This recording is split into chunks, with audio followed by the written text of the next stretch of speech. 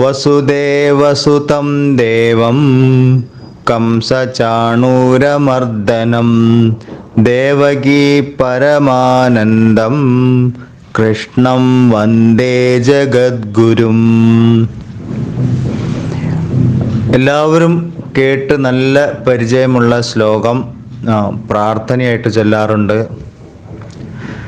വസുദേവന്റെ പുത്രനും കംസചാണൂരന്മാരെ വധിച്ചവനും ദേവകിക്ക് പരമാനന്ദം നൽകുന്നവനും ജഗദ്ഗുരുവുമായ ഭഗവാൻ ശ്രീകൃഷ്ണനെ ഞാൻ വന്ദിക്കുന്നു. സമർപ്പണമാണ് വന്ദനം എന്ന് പറഞ്ഞാൽ. വെറുതെ കൈ പിടിച്ച് തൊഴുതുപോയ വന്ദനമാവില്ല. അഹങ്കാര സമർപ്പണമാകുമ്പോഴേ വന്ദനം ആവുന്നുള്ളൂ.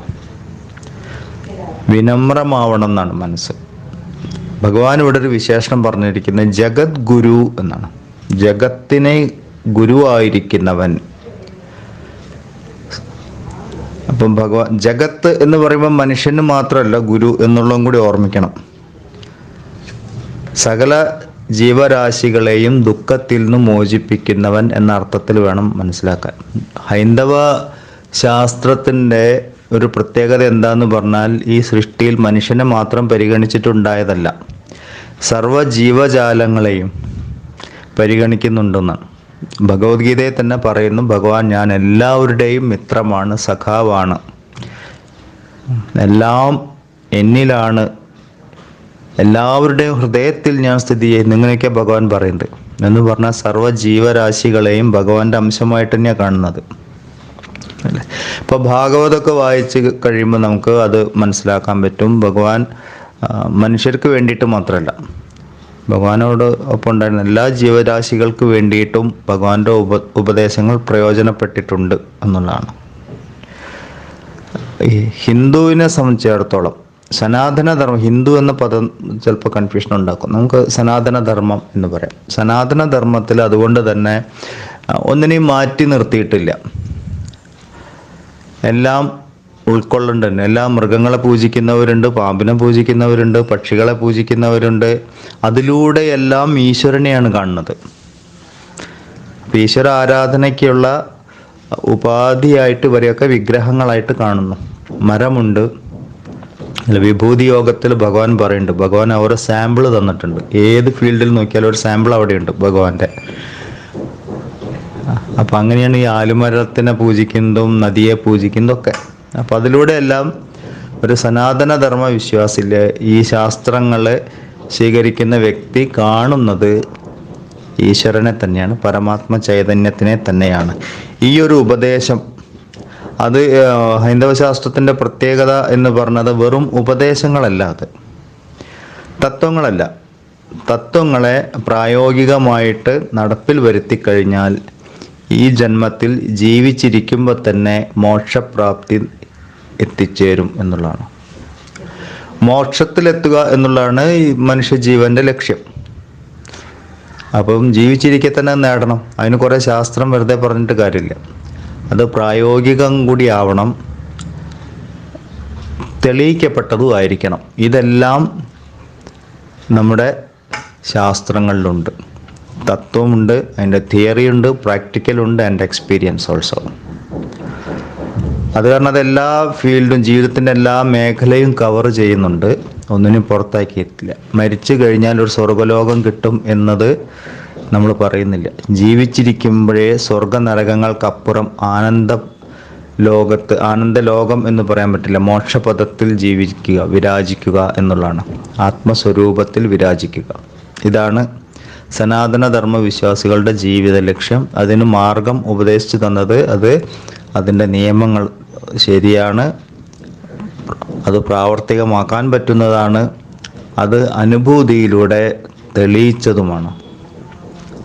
ഇതൊന്നും നടക്കാത്ത കാര്യമാണ് എന്ന് പറയാൻ പറ്റില്ല. അതിനുവേണ്ടി ശ്രമിച്ചവർക്ക് അത് കിട്ടിയിട്ടുണ്ട് എന്ന് പറഞ്ഞാൽ ആര് ശ്രമിക്കുന്നു എല്ലാവർക്കും കിട്ടും. നമ്മുടെ ശാസ്ത്രത്തിൻ്റെ പ്രത്യേകതയും അതുതന്നെയാണ്. ഈശ്വരാന്വേഷണമുള്ളവർ അവിടെ എത്തിച്ചേരുന്നു എന്നുള്ളത് തന്നെയാണ്. അല്ലാതെ എനിക്ക് ശേഷം ഇനി വേറെ ആരും വരില്ല എന്നൊന്നും ഭഗവാൻ പറഞ്ഞില്ല. സംഭവാമി യുഗേ യുഗേ എന്ന് വന്നുകൊണ്ടേയിരിക്കും. കാലാനുസൃതമായിട്ട് ഏത് രൂപത്തിൽ എപ്പോൾ പ്രത്യക്ഷപ്പെടണമോ ആ സമയത്ത് വന്നോളും. പ്രകൃതി നമ്മളെ പഠിപ്പിക്കും. അങ്ങനെയാണ് ജഗദ്ഗുരു ഭഗവാൻ ഇവിടെ ജഗദ്ഗുരുവായിട്ട് വരുന്നത്. പുരാണവുമായിട്ട് ബന്ധപ്പെട്ടുള്ള ചില വിശേഷണങ്ങൾ ഇവിടെ പറഞ്ഞിട്ടുണ്ട്. വസുദേവസുതം കംസചാണൂരമർദ്ദനം ദേവകി പരമാനന്ദം എന്ന് പറഞ്ഞു. വസുദേവന്റെ സുതനും വസുദേവരുടെ പുത്രനും ദേവകിക്ക് പരമാനന്ദം നൽകുന്നവനും കംസചാണൂരന്മാരെ വധിച്ചവനും. 3 കാര്യങ്ങളാണ് പറഞ്ഞിരിക്കുന്നത്. പുരാണവുമായിട്ട് ബന്ധപ്പെട്ടിട്ട് ഇപ്പോൾ ഭാഗവതത്തിൽ ശ്രീകൃഷ്ണന്റെ കഥകളൊക്കെ ദശമസ്കന്ധമൊക്കെ വളരെ വിസ്തരിച്ചിട്ട് ശ്രീകൃഷ്ണ ലീലകൾ പറഞ്ഞിട്ടുണ്ട്.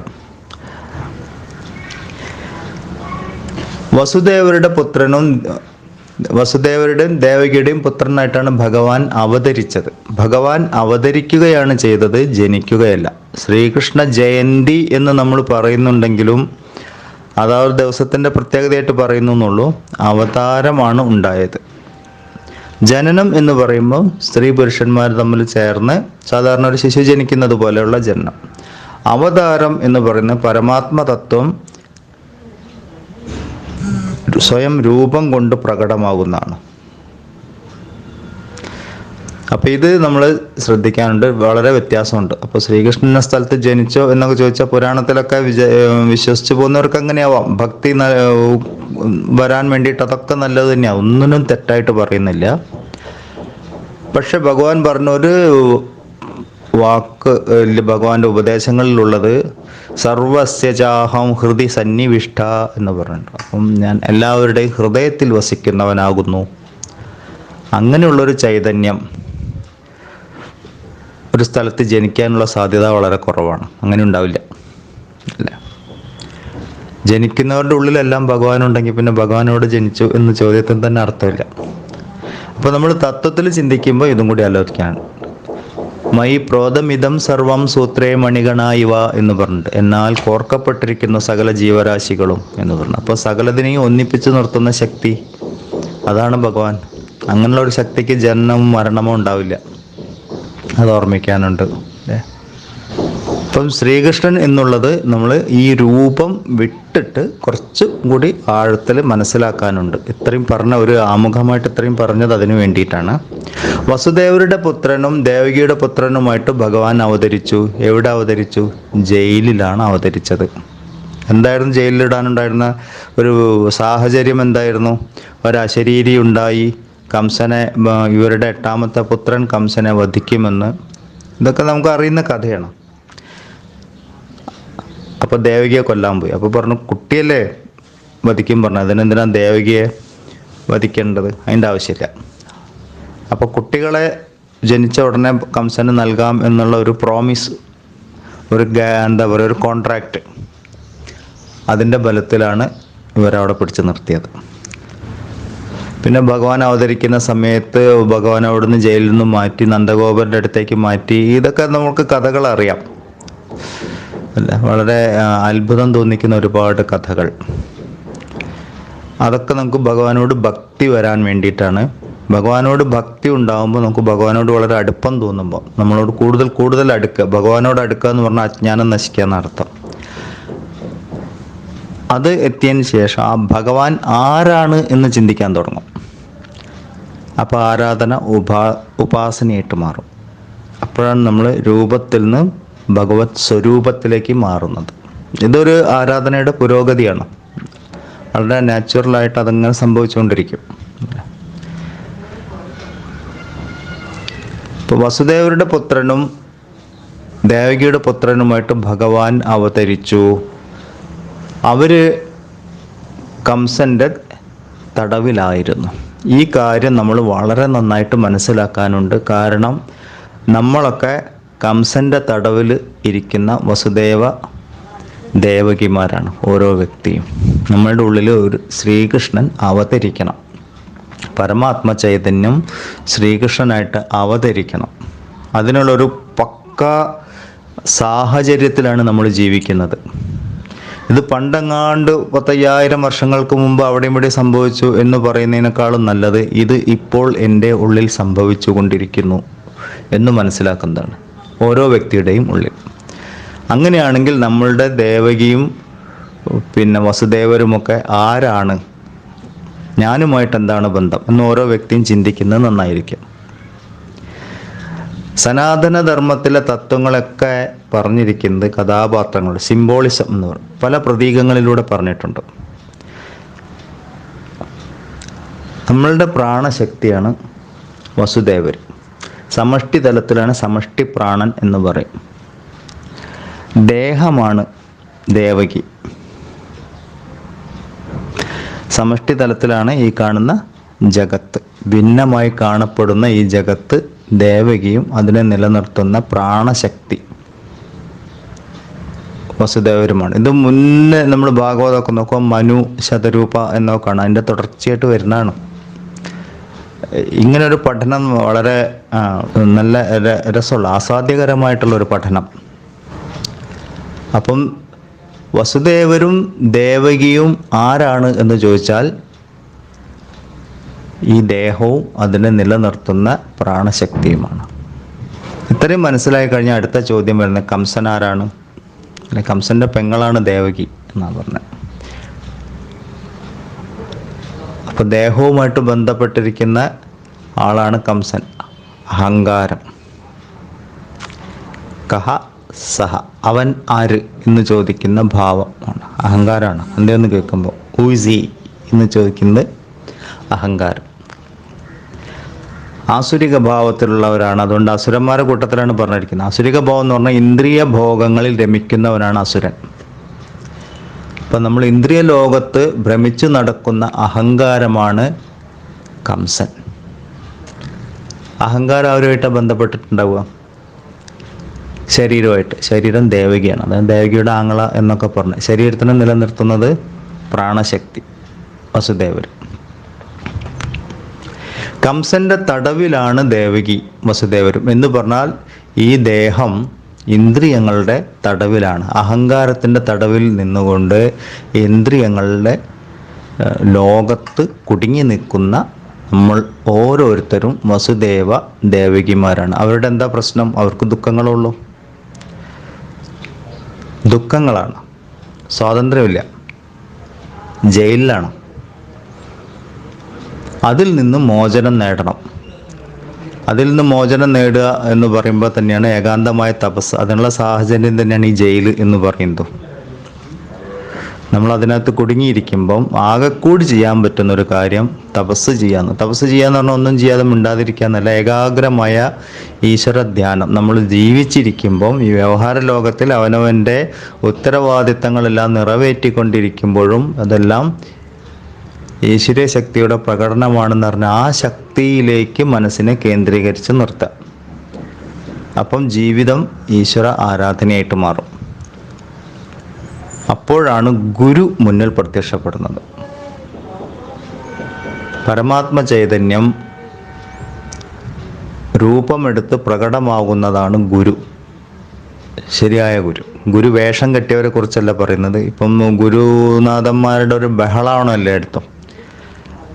അപ്പം ശരിയായ ആധ്യാത്മിക ഗുരു, ത്രികാലജ്ഞാനികളായിട്ടുള്ള ഗുരു, അവതാരങ്ങൾ ഭൂമിയിൽ വരുന്നത്. വല്ലപ്പോഴൊക്കെ ഓരോ അവതാരങ്ങൾ ഭൂമിയിൽ സംഭവിക്കും, മനുഷ്യരൂപത്തിൽ. അല്ലാത്ത അവതാരങ്ങൾ വരും. മനുഷ്യനെ ഈശ്വരനെ കുറിച്ച് ബോധിപ്പിക്കാനുള്ള ഒരുപാട് സാഹചര്യങ്ങൾ വരും. പ്രകൃതി ദുരന്തങ്ങൾ പോലും ഗുരുവാണെന്ന്. പക്ഷെ മനുഷ്യരൂപത്തിൽ വരുന്ന എന്തിനാണ്? എന്നാലേ മനുഷ്യന് മനസ്സിലാവുള്ളൂ. മനുഷ്യന് എന്തെങ്കിലും കാര്യം മനസ്സിലാവണമെങ്കിൽ മനുഷ്യൻ്റെ ഭാഷയെ പറയണം. അപ്പോൾ ഈ ഇന്ദ്രിയ ലോകത്ത് കുടുങ്ങിക്കിടക്കുന്ന നമ്മളെ രക്ഷിക്കാൻ വേണ്ടി പരമാത്മ ചൈതന്യം നമ്മളുടെ ഉള്ളിൽ രൂപം കൊള്ളും ശ്രീകൃഷ്ണനായിട്ട്. ആ ആത്മചൈതന്യം വരുന്ന ആത്മജ്ഞാനമായിട്ട് തന്നെ. ആത്മജ്ഞാനം വരുന്ന സമയത്ത് ഇന്ദ്രിയങ്ങളുടെ സ്വാധീനത്തിൽ നമ്മൾ രക്ഷപ്പെടാൻ തുടങ്ങും. അതാണ് ശ്രീകൃഷ്ണൻ അവതരിച്ചപ്പം കാവൽക്കാരൊക്കെ ഉറങ്ങി എന്നൊക്കെ പറയുന്നത്. ജയിൽ തുറന്നു, കാവൽക്കാരുറങ്ങി അല്ലേ. നന്ദഗോപരുടെ അടുത്തേക്ക് പോയി എന്നാണ് അന്നേരം. നന്ദഗോപരുടെ പേര് തന്നെ അതുണ്ട്, ആനന്ദലോകാണ്. ഈ ഒരു ശ്രീകൃഷ്ണൻ നമ്മളുടെ ഉള്ളിൽ ജനിക്കണം. അതിനെന്ത് വേണം? ഏകാഗ്രമായ ഈശ്വര ധ്യാനം വേണം. ഇതാണ് വസുദേവസുതം ദേവം കംസ ചാണൂരമർദ്ദനം. ഈ അഹങ്കാരത്തിനെ, ആസുരിക ഭാവങ്ങളെ നശിപ്പിക്കണം. അതിനു വേണ്ടിയിട്ടാണ് നമ്മളുടെ ഉള്ളിൽ ആത്മജ്ഞാനം വരുന്നത്. ആ ആത്മജ്ഞാനത്തിനെയാണ് ശ്രീകൃഷ്ണനായിട്ട് പറഞ്ഞിരിക്കുന്നത്. ഇപ്പോൾ നമ്മൾ സ്വാധ്യായം ചെയ്യുമ്പോൾ, ഓരോ ക്ലാസ് ചെയ്യുമ്പോൾ ശ്രീകൃഷ്ണൻ അവതരിച്ചുകൊണ്ടിരിക്കുകയാണ് ഉള്ളിൽ, നമ്മളറിയുന്നില്ല. ഭഗവാൻ കൃഷ്ണൻ അവിടെ നിന്ന് ഇങ്ങനെ മുരളീനാഥം സൂക്ഷിച്ച് ഇരുന്നാൽ കേൾക്കാം. നമ്മുടെ ഹൃദയം മിടിക്കുമ്പം, ടപ്പ് ടപ്പ് ടപ്പ് മിടിക്കുമ്പം ആ ഉണ്ണിക്കണ്ണ് നൃത്തം ചെയ്യുന്നത് നമുക്ക് സങ്കല്പിക്കാൻ പറ്റുന്നുണ്ടോ എന്നുള്ള, ഓരോ ശബ്ദത്തോടൊപ്പം ഓരോ ചുവട് വെക്കുന്നതായിട്ട് തുള്ളി തുള്ളി നടക്കുന്ന ഉണ്ണിക്കണ്ണൻ എത്ര സുഖമുണ്ട്. അപ്പം ടെൻഷനൊക്കെ പിടിക്കുന്ന സമയത്ത് ഭഗവാന്റെ ഡാൻസ് കുറച്ച് ഫാസ്റ്റ് ആവും, അത്രയേ ഉള്ളൂ. We can enjoy it. ആ ടെൻഷൻ വരുന്നത് എൻജോയ്. ഭഗവാനോട് പറയാം, ഭഗവാൻ ഇത്ര ഫാസ്റ്റായിട്ട് ചാടല്ലേ, ഒന്ന് പതുക്കെ, let me see your dance very beautifully, be cool, be peaceful എന്ന് ഭഗവാനോട് നമുക്ക് പറയാൻ പറ്റും. ഭഗവത് ചൈതന്യം അതുള്ളിൽ നമ്മൾ അനുഭവിക്കാൻ തുടങ്ങുമ്പോഴാണ് ശ്രീകൃഷ്ണ അവതാരം എന്ന് പറയുന്നത്. ആത്മജ്ഞാനം ഇല്ലെങ്കിൽ അവനവൻ്റെ അഹങ്കാരനാശത്തിൻ്റെ തുടക്കമാണ് ഭഗവാന്റെ അവതാരം. ഇതെപ്പോഴാണ് സംഭവിക്കുക? ദുഃഖങ്ങളുള്ളപ്പോഴേ സംഭവിക്കുള്ളൂ. ദുഃഖങ്ങൾ പലപ്പോഴും വരുന്നത് ഈശ്വര ചൈതന്യത്തിനെ കുറിച്ച് ഓർമ്മിക്കാൻ വേണ്ടിയിട്ടാണ്, ആത്മജ്ഞാനത്തിന് വേണ്ടിയിട്ടാണ് അല്ലേ. ഇപ്പം ഭഗവാൻ അർജുനന് ഭഗവത്ഗീത ഉപദേശിച്ചപ്പോഴും അതും അർജുനൻ ടെൻഷനിലായ സമയത്താണ്. അങ്ങനെ ഒരു സാഹചര്യം ഇല്ലായിരുന്നെങ്കിൽ അർജുനൻ യുദ്ധം എന്താ പറയുക, ഭഗവാനോട് ചോദിക്കും കൂടി ഇല്ല. യശ്രേയസ്യ നിശ്ചിതം ബ്രൂഹി തന്മേ ശിഷ്യസ്തേഹം ശാധിമാൻ ത്വാം പ്രപന്നം എന്ന് പറയില്ലായിരുന്നു. അപ്പം അങ്ങനെ സാഹചര്യങ്ങൾ വരും. ജീവിതത്തിലൊരു ദുഃഖം വരുമ്പോൾ തളരുകയല്ല വേണ്ടത്. ഒരു അവതാരം, എൻ്റെ ഉള്ളിൽ ഒരു അവതാരത്തിന് സമയമായി എന്ന് നമുക്ക് ബോധിക്കണം. It's A blessing. ആ ഒരു ബ്ലെസ്സിങ്, അനുഗ്രഹം നമ്മൾ നേടിയെടുക്കണം. പലതരം ദുഃഖങ്ങളാണ്. ചിലർക്ക് തൊഴിലില്ലായ്മയായിരിക്കും, ചിലർക്ക് വേറെ പലതായിരിക്കും, സാമ്പത്തിക പ്രശ്നം, ആരോഗ്യ പ്രശ്നം, കുട്ടികളുള്ള ദുഃഖം, കുട്ടികളില്ലാത്ത ദുഃഖം. ഇതൊക്കെ വരുന്നത് അവനവൻ്റെ ഉള്ളിലെ സ്രോതസ്സിലേക്ക് മനസ്സിനെ കേന്ദ്രീകരിക്കാനുള്ള സമയമാണ്. നമ്മൾ വസുദേവരും ദേവകിയൊക്കെ ആയിട്ട് മാറുന്ന സമയം അതാണ്. ആ സമയത്ത് ഭഗവാൻ നാരായണൻ ശ്രീകൃഷ്ണനായിട്ട് അവതരിക്കും. ജഗദ്ഗുരു എന്നെടുത്ത് പറഞ്ഞതാണ്. ഈ ആത്മസന്ദേശം, ആത്മജ്ഞാനം നൽകുവാൻ വേണ്ടി ഗുരു രൂപത്തിൽ ഭഗവാൻ വരുന്നു. ആത്മജ്ഞാനം നൽകുന്ന ആളാണ് ഗുരു. അന്ധകാരം ഇല്ലാതെയാക്കുന്ന ആൾ, അജ്ഞാന തിമിരത്തിനെ ഇല്ലാണ്ടാക്കുന്നത്. അതുകൊണ്ടാണ് ഗുരു എന്ന് പറഞ്ഞത്. ഇരുളിനെ ഇല്ലാതെയാക്കുന്ന ശക്തി, അജ്ഞാനത്തെ ഇല്ലാതെയാക്കുന്ന ശക്തി. അപ്പം ലോകത്തിനെ മുഴുവൻ ആനന്ദിപ്പിക്കാനായിട്ട് വരുന്നു. പക്ഷെ ഞാനങ്ങനെ കാണുന്നു, എത്ര അവതാരങ്ങൾ ഭൂമിയിൽ വന്ന് ലോകം ആനന്ദിച്ചോ എന്ന് ചോദിച്ചാൽ പിന്നെ ലോകം എവിടെ നിന്നുണ്ടായി എന്നൊരു ചോദ്യം വരും. അത് നമുക്ക് പിന്നീട് സംസാരിക്കാം. അവനവൻ്റെ ചിന്തകളാണ് ലോകം എന്നുള്ളത്. അപ്പോൾ ആ വ്യക്തി ഉള്ളിൻ്റെ ഉള്ളിൽ ആത്മജ്ഞാനം ഉള്ള ഒരു ആൾ, ഇല്ലെങ്കിൽ അജ്ഞാനനാശം സംഭവിച്ചിരിക്കുന്ന ഒരു സമയത്ത് എല്ലാം ആനന്ദമയമായിട്ടാണ് കാണുക, എല്ലാം കൃഷ്ണമയം. കുന്തിദേവിക്ക് ദുഃഖങ്ങളൊക്കെ വന്നപ്പോഴും ശ്രീകൃഷ്ണനെ കണ്ടുണ്ട്. സുഖദുഃഖങ്ങളിൽ പോലും ഈശ്വര ചൈതന്യത്തിനെ കാണാൻ സാധിക്കുമ്പോൾ എല്ലാം ആനന്ദമയമാണ്. ഇതൊക്കെയാണ് നമ്മുടെ ജീവിത ലക്ഷ്യം. ഇങ്ങനെ നമ്മളതിൻ്റെ ആഴങ്ങളിലേക്ക് പോകണം. ഈ ശ്ലോകം ഇപ്പം നമ്മളുടെ ഉള്ളിൽ ആത്മജ്ഞാനം ഉദിക്കുന്നതിനാണ് നമ്മളിവിടെ ശ്രീകൃഷ്ണൻ്റെ അവതാരമായിട്ട് പറയുന്നത്. ആ അവതാരങ്ങൾ ഭൂമിയിൽ വരുന്നത് ജീവനെ ആനന്ദത്തിലേക്ക് നയിക്കാൻ വേണ്ടിയിട്ടാണ്. അങ്ങനെ അഹങ്കാരത്തിൻ്റെ തടവിൽപ്പെട്ടിരിക്കുന്ന ജീവനെ, ദേഹങ്ങളെ, ദേവകി പരമാനന്ദം പറഞ്ഞു നമുക്കെല്ലാവർക്കും, ആനന്ദ ലോകത്തിലേക്ക് നയിക്കാനായിട്ട് ഭഗവാൻ ശ്രീകൃഷ്ണൻ വരുന്നു. ഏതൊരു ആത്മചൈതന്യമാണോ ഗുരു രൂപത്തിൽ നമ്മളുടെ ദുഃഖ നിവൃത്തിക്കായിട്ട് നമ്മളുടെ ഉള്ളിൽ പ്രകടമാകുന്നത്, ആ ശക്തിക്കായിക്കൊണ്ട് നമസ്കാരം, അല്ലെങ്കിൽ ആ ശക്തിയെ ഞാൻ വന്ദിക്കുന്നു, എൻ്റെ അഹങ്കാരം സമർപ്പിച്ചു, എൻ്റെ കംസനെ നീ എടുത്തോ. കംസനെ കൊല്ലാൻ അത്ര എളുപ്പമൊന്നുമല്ല, നമ്മൾ വിട്ടുകൊടുക്കാനും എളുപ്പമല്ല. അപ്പോൾ ഭഗവാൻ പല വിധത്തിൽ അതിനെ ഇല്ലാണ്ടാക്കാൻ ശ്രമിക്കും. നമുക്ക് ഏറ്റവും പ്രിയപ്പെട്ടത് നമ്മുടെ അഹങ്കാരമായതുകൊണ്ട് അഹങ്കാരനാശത്തിനുള്ള സാഹചര്യങ്ങൾ രൂപപ്പെടുമ്പോൾ നമുക്ക് ദുഃഖമുണ്ടാവും. അപ്പോൾ നമ്മൾ ദൈവത്തിനെ കുറ്റം പറയും. ദൈവത്തിനോട് നമ്മൾ പറയുന്നത് എന്താണ്? എനിക്ക് ദുഃഖങ്ങൾ വേണ്ടാന്ന്. ഭഗവാൻ പറഞ്ഞു okay all right, I will do it. എന്നിട്ട് ഭഗവാൻ എന്ത് ചെയ്യും? ദുഃഖങ്ങൾക്ക് കാരണമായിരിക്കുന്ന സാധനത്തിന് ഇല്ലാണ്ടാക്കാൻ തുടങ്ങും. പ്രശ്നം എന്താ പറയുക? നമുക്ക് അതാണ് ഏറ്റവും പ്രിയപ്പെട്ടത്, അഹങ്കാരം. അപ്പോൾ അത് നീങ്ങുമ്പോൾ നമുക്ക് കൂടുതൽ ദുഃഖം. നമ്മൾ ഭഗവാനെ കുറ്റം പറയും, ഏയ് നീ ചെയ്യണത് ശരിയല്ല, എനിക്കെന്തിനത്ര ദുഃഖം തന്നത്. ജീവിതത്തിൽ ഒരു സാഹചര്യം വരുമ്പോൾ ഈ സാഹചര്യം എന്തിനു വന്നു എന്നുള്ളതാണ് മനസ്സിലാക്കേണ്ടത്. ഭഗവത്ഗീത അത് തന്നെയാണ് പറയുന്നത്. അർജുനോട് പറഞ്ഞ, അർജുന ഈ യുദ്ധം എന്തിനാണ് ഉണ്ടായത് എന്ന് മനസ്സിലാക്കുന്നതാണ്. എന്ന് പറഞ്ഞാൽ നമ്മുടെ കർമ്മമണ്ഡലങ്ങൾ എന്തിനാണ് രൂപപ്പെടുന്നത്, അവിടെ എനിക്ക് എന്താണ് ചെയ്യാനുള്ളത് യോഗം, അതിനെ ഏതു മനോഭാവത്തോടു കൂടി ചെയ്യണം, അതാണ് ഭഗവത്ഗീത പറഞ്ഞത്. അങ്ങനെ ആ മനോഭാവത്തോടു കൂടി ആ കർമ്മങ്ങളെ ആ അനുഭവ മണ്ഡലങ്ങളിൽ ചെയ്തു തീർക്കുന്നത് ഈശ്വര ആരാധനയാണ് മോക്ഷപ്രാപ്തിക്ക് കാരണമാവുന്നത്. ഇതാണ് ഭഗവത്ഗീത ഒരു ക്യാപ്സ്യൂളായിട്ട് പറഞ്ഞത്. അതുകൊണ്ട് ഭഗവാനെ ഇവിടെ ജഗദ്ഗുരു, ഇങ്ങനെ ജഗത്തിൽ എല്ലാവർക്കും മോക്ഷപ്രാപ്തിയിലെത്താം, അതിനുവേണ്ട ഉപദേശം ഭഗവാൻ തന്നിരിക്കുന്നു. അപ്പോൾ ഇനി നമ്മൾ വസുദേവരും ദേവകിയും ആരാണ് എന്ന് ചോദിച്ചാൽ ഞാൻ തന്നെ, കണ്ണാടിയുടെ മുന്നിൽ കാണുന്ന ആൾ. കണ്ണാടിയിൽ നോക്കുമ്പോൾ ആരെയാണോ കാണുന്നത് അത് തന്നെ വസുദേവരും ദേവകിയും കൂടി ചേർന്ന് നിൽക്കുന്നത്. അങ്ങൊരു തടവിലാണ്. കാരണം എന്താണ്? കംസൻ തടവിൽ വെച്ചിരിക്കും. ഇനിന്ത് വേണം? ആ തടവിൽ നിന്ന് മോചനം നേടണം. അതിനെന്ത് വേണം? കംസൻ ഇല്ലാണ്ടാവണം. അതിനെന്ത് വേണം? ഉള്ളിൽ നാരായണൻ അവതരിക്കണം, ശ്രീകൃഷ്ണ രൂപത്തിൽ അവതരിക്കണം. അതിനെന്ത് വേണം? അതിന് ഏകാഗ്രമായ ഈശ്വര ധ്യാനം, സ്വാധ്യായം മുതലായവ വേണം. അതെപ്പോൾ തുടങ്ങണം? ഇപ്പോൾ തുടങ്ങണം, ഈ നിമിഷം.